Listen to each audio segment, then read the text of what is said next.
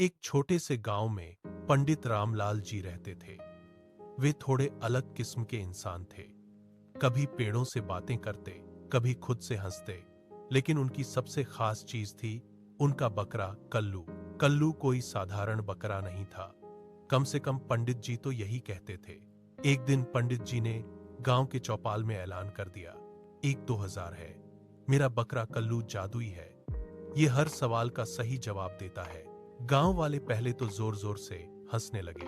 मोहन बोला, पंडित जी, अब बकरा भी पढ़ लिख गया क्या? सब ठहाके लगाने लगे। पंडित जी मुस्कुराए, ठीक है, कल सुबह आना, खुद देख लेना।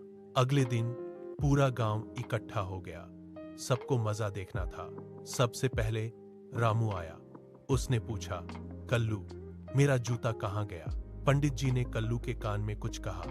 कल्लू मैं है करता हुआ भागा और सीधा झाड़ियों के पास जाकर खड़ा हो गया। सब दौड़े और सच में जूता वहीं पड़ा था। अब सबकी हंसी धीरे धीरे हैरानी में बदलने लगी। दूसरी बारी थी श्यामू की। कल्लू, मेरे पैसे किसने चुराए? कल्लू धीरे धीरे चला और जाकर मुखिया जी के बेटे के सामने खड़ा हो गया। लड़का घबरा गया, मैंने ही लिए थे। पूरा गांव दंग रह गया। अब तो हर कोई सवाल पूछने लगा, मेरा बैल कहाँ गया? मेरी चाबी किसने ली? और हर बार कल्लू सही जगह पहुंच जाता। कुछ ही दिनों में कल्लू पूरे गांव में मशहूर हो गया। लोग दूर दूर से आने लगे। पंडित जी भी अब थोड़ा घमंडी हो गए थे। देखा, मेरा बकरा कोई मामूली नहीं है। लेकिन असली मजा तो अभी बाकी था। एक सुबह पंडित जी उठे तो देखा कल्लू गायब। अरे, मेरा जादुई बकरा कहाँ गया?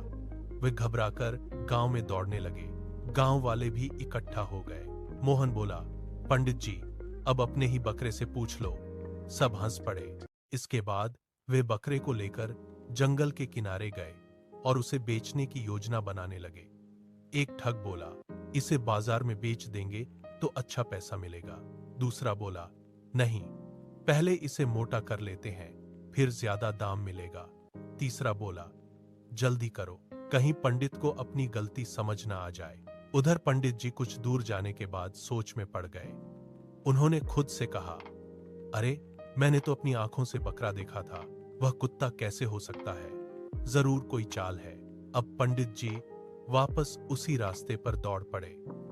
थोड़ी दूर जाने पर उन्होंने देखा कि वही तीनों आदमी बकरे के साथ बैठे हैं और हंस रहे हैं। पंडित जी सब समझ गए। वे तुरंत गांव वालों को बुला लाए। गांव वाले आए और तीनों ठगों को पकड़ लिया। गांव के मुखिया ने गुस्से में कहा, तुम लोग एक भोले भाले आदमी को धोखा देते हो, यह बहुत गलत है। तीनों ठग डर गए और माफी मांगने लगे। उन्होंने बकरा वापस कर दिया और वादा किया कि आगे से कभी किसी को नहीं ठगेंगे। पंडित जी ने अपना बकरा वापस लिया और खुशी खुशी घर